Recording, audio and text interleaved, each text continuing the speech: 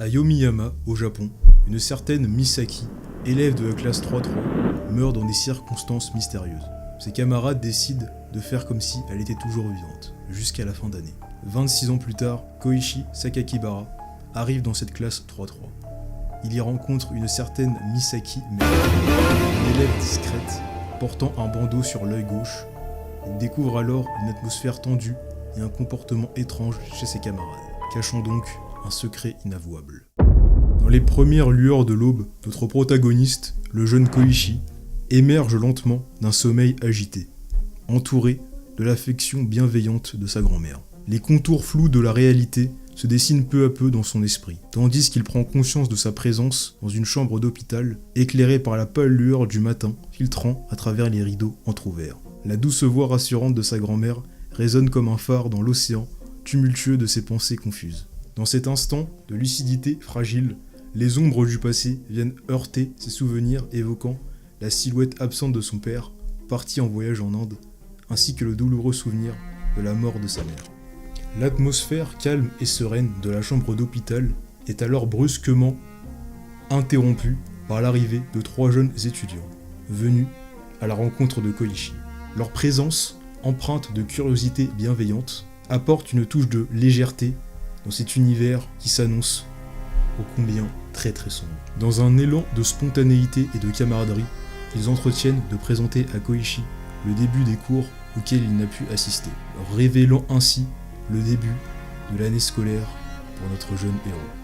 Dans les méandres labyrinthiques d'un ascenseur, Koichi fait la rencontre inattendue d'une jeune fille mystérieuse, dont le regard profond semble refléter les énigmes de l'univers. Leurs échanges brefs et éphémères laissent entrevoir les prémices d'une connexion inexplicable, comme si le destin avait décidé de tisser les fils invisibles du hasard. Avant même qu'ils aient pu échanger davantage que quelques mots, leurs chemins se séparèrent, laissant planer dans l'air la promesse d'une rencontre future. Contraint par les circonstances qui sont les siennes, Koichi est alors contraint de vivre chez ses grands-parents. Il se prépare mentalement à affronter son premier jour d'école. La campagne environnante offre un contraste saisissant avec l'ambiance agitée de la ville. Mais notre héros semble d'une résilience à toute épreuve. Lors de son arrivée à l'école, il est chaleureusement accueilli par ses nouveaux camarades de classe, dont les visages souriants dissimulent peut-être des secrets bien gardés. Parmi eux, la mystérieuse jeune fille rencontrée précédemment dans l'ascenseur,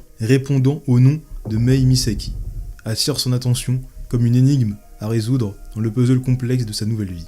Alors que la journée avance, notre héros se laisse emporter par le rythme familier des cours et des interactions sociales, mais une ombre plane sur son esprit inquiet. À plusieurs reprises, il croise le regard énigmatique de Mei Misaki, ressentant comme un appel silencieux de l'inconnu. Lorsque son nom est évoqué dans une conversation, Koichi ressent un frisson d'inquiétude parcourant son échine, comme si une vérité cachée se tapissait sur la surface lisse de la réalité. C'est sur le toit de l'école, dans l'immensité du ciel à perte de vue, que notre héros fait la rencontre intime avec cette certaine Mei Misaki. Une conversation énigmatique émerge alors entre nos deux protagonistes. Dans cet instant suspendu dans le temps, Koichi prend conscience que sa vie scolaire vient de prendre un tournant inattendu, ouvrant la porte à un voyage initiatique empreint de mystère et d'obscurité. Alors que Koichi est animé par un désir profond de démystifier les énigmes persistantes dans sa nouvelle école, en particulier celle entourant Misaki, il décide de prendre l'initiative d'enquêter davantage. Pour ce faire, il se dirige vers l'hôpital où il espère obtenir des informations précieuses auprès d'une infirmière nommée Mizuno. Ainsi, son exploration méticuleuse des secrets prend un nouveau tournant. Lors d'une promenade solitaire où Koichi s'engage dans une surveillance discrète de Misaki après les cours, il se trouve momentanément désorienté, après l'avoir brièvement perdu de vue. Cependant, ce moment de confusion le conduit à découvrir un lieu énigmatique, la boutique de poupées, répondant au nom de Crépuscule de Yomi. C'est là qu'il fait la connaissance de Kirika, une vieille dame au regard pénétrant, qui se révèle être l'artisane talentueuse derrière ses créations fantomatiques. Kirika accueille Koichi dans son antre avec une aura à la fois sinistre et intrigante. Alors que Koichi explore l'atelier de Kirika, il est intrigué par la diversité et l'étrangeté des poupées qui l'entourent. Cependant, son attention est tournée vers une certaine poupée, ressemblant étrangement à une certaine Misaki. Quel est donc ce lien, que dis-je, cette connexion entre cette Misaki et cette poupée qu'il vient de voir sous ses yeux. Son étonnement atteint alors son apogée quand Misaki fait son apparition devant lui, révélant ainsi une certaine connexion entre cette poupée et elle-même. Misaki dévoile alors le secret derrière son bandeau, et elle y révéla un œil de couleur émeraude. Son deuxième œil est en réalité un œil en verre. Poursuivant les révélations, elle lui partage une histoire profondément troublante remontant à 26 ans, impliquant la classe 3-3. Dans ce récit, une élève nommée Misaki se démarquait par ses compétences académiques et sportives, ainsi que par sa gentillesse envers ses camarades et ses enseignants. Malheureusement, elle trouva la mort dans un tragique accident. Ne voulant pas accepter la réalité, certains élèves affirmèrent alors voir Misaki présente dans la classe malgré sa mort. Soutenus par leur professeur principal, ils continuèrent à agir comme si elle était vivante, allant même jusqu'à inclure par mystère sa présence dans une photo de classe où normalement elle n'aurait pas dû apparaître. Continuons ainsi sa petite vie étudiante, recevant au passage des avertissements insistants de ses camarades de classe sur la non-présence de Misaki. Malgré tout, notre héros, ne pouvant faire comme si elle n'avait jamais existé, décide de braver l'interdit de ses camarades de classe. C'est alors que l'espace d'un instant, une scène irréelle eut lieu sous les yeux de nos deux héros. Une élève, se précipitant, prenant avec vitesse son parapluie, tomba dans les escaliers et se transperça le cou avec l'extrémité du parapluie, provoquant ainsi sa mort.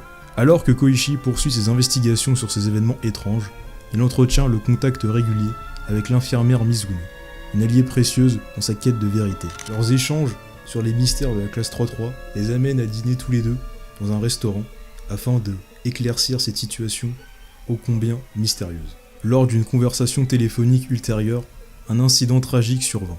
L'ascenseur dans lequel se trouve l'infirmière Mizuno tombe en panne, entraînant ainsi sa mort brutalement.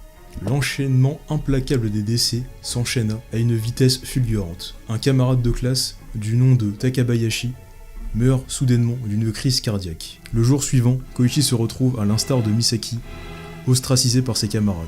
Décidant de se conformer à cette nouvelle réalité, il se joint à Misaki dans ce qui s'avère être sa résidence, le crépuscule de Yomi. Là, ils échangent des réflexions approfondies sur la situation qu'ils affrontent, tant eux que leur classe. La relation entre Koichi et Misaki prend une nouvelle tournure, offrant un réconfort bienvenu alors qu'ils se retrouvent tous deux rejetés par leur père.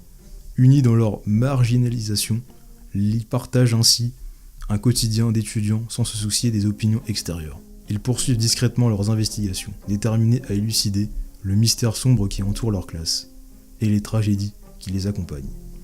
En un matin paisible, empreint d'une routine des plus ordinaires, l'horreur frappa de nouveau de plein fouet lorsque l'un des professeurs décida de mettre fin à ses jours, plongeant ainsi la classe un peu plus dans une obscurité sinistre. La scène était si choquante que chaque élève se trouva dans un état de stupeur indescriptible, face à cette scène impossible. Face à cette tragédie inattendue, la décision d'ostraciser Koichi et Misaki fut abandonnée. Dans un effort pour retrouver une certaine normalité, il fut organisé une petite excursion à la plage, dans le but de retrouver un semblant de vie normale dans leur petite vie d'étudiants étrange.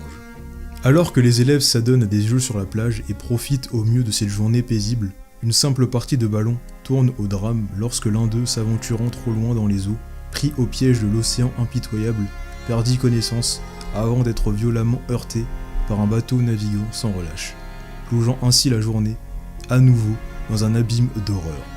Malgré les obstacles et le mystère planant autour des drames constituant leur vie scolaire, Koichi n'abandonna pas et avec quelques-uns de ses autres camarades, il décida d'enquêter. Leur investigation les mena donc à trouver une certaine cassette, appartenant à un ancien de la classe 3-3. Il détailla les événements qui eurent lieu durant une sortie scolaire. Malheureusement, malgré toutes les informations glanées, le mystère ne put que s'épaissir. Peu de temps après, les élèves se préparèrent pour leur propre sortie scolaire, ignorant encore les dangers qui les guettaient.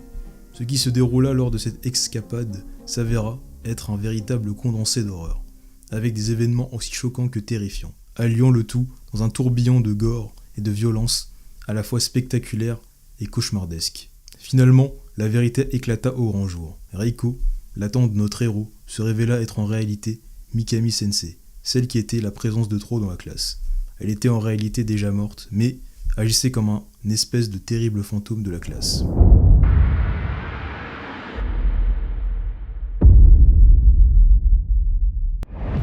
démarque cet animé des autres est bien sûr son atmosphère sombre et mystérieuse, ainsi que par son intrigue des plus intéressantes à suivre au début. Mais l'environnement où se trouvent nos héros, à savoir la campagne, rend d'autant plus cette histoire unique.